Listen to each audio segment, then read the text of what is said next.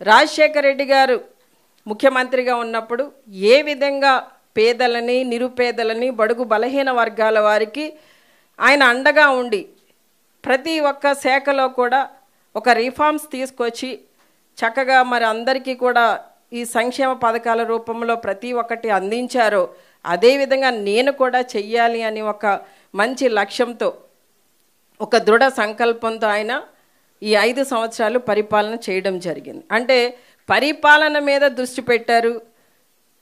ఏదైతే మేనిఫెస్టోలో చెప్పారో అవన్నీ కూడా నెరవేరుస్తూ చెప్పనివి కూడా చేసి చూపించారు. అంటే పరిపాలన మీద అంత కాన్సన్ట్రేట్ చేశారు జగన్ అన్న. రైతుల్ని ఎంత చక్కగా చూసుకున్నాము, రైతే రాజు అనే విధంగా మన జగన్ అన్న వారిని చూశారు, గౌరవించారు, వారికి కావాల్సిన పెట్టుబడి ఇచ్చారు, పంట నష్టం ఇచ్చారు, ఇన్పుట్ సబ్సిడీ ఇచ్చారు. ఇలా ప్రతి విషయంలో కూడా రైతులను ఆదుకుంటూ వచ్చారు. అలానే రైతు భరోసా కేంద్రాలు ఏర్పాటు చేసి రైతులు ఇబ్బంది పడకుండా ఆ గ్రామంలోనే రైతులకు కావాల్సిన ప్రతి ఒక్కటి కూడా రైతు భరోసా కేంద్రాల ద్వారా అందించడం జరిగింది. మరి ప్రతి పంటకి కూడా జగనన్న చక్కటి గిట్టుబాటు ధరను కూడా ఇచ్చారు. మరి ఈ రోజున ఆ పరిస్థితి లేదు. ఇంకా సూపర్ 6 అంటారా, ఇంకా మనం దాని గురించి మాట్లాడడం కూడా అనవసరం.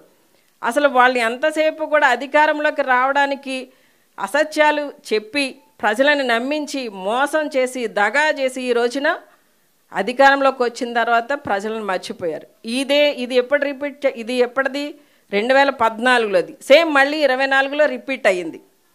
అంటే వాళ్ళ పరిస్థితి ఎప్పుడూ అలానే ఉంది, కానీ మనమే మోసపోతూ ఉన్నాం.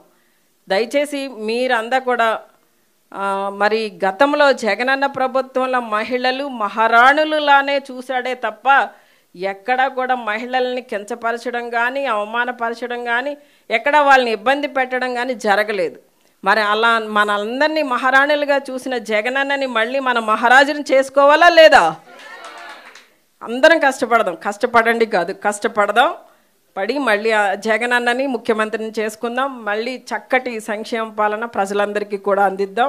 ఇంకా మన మధ్య ఇంకా స్ట్రెంగ్త్ పెరిగింది, యూనిటీ పెరిగింది.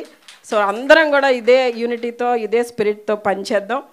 ఖచ్చితంగా రాబోయే రోజులన్నీ కూడా మంచి రోజులే.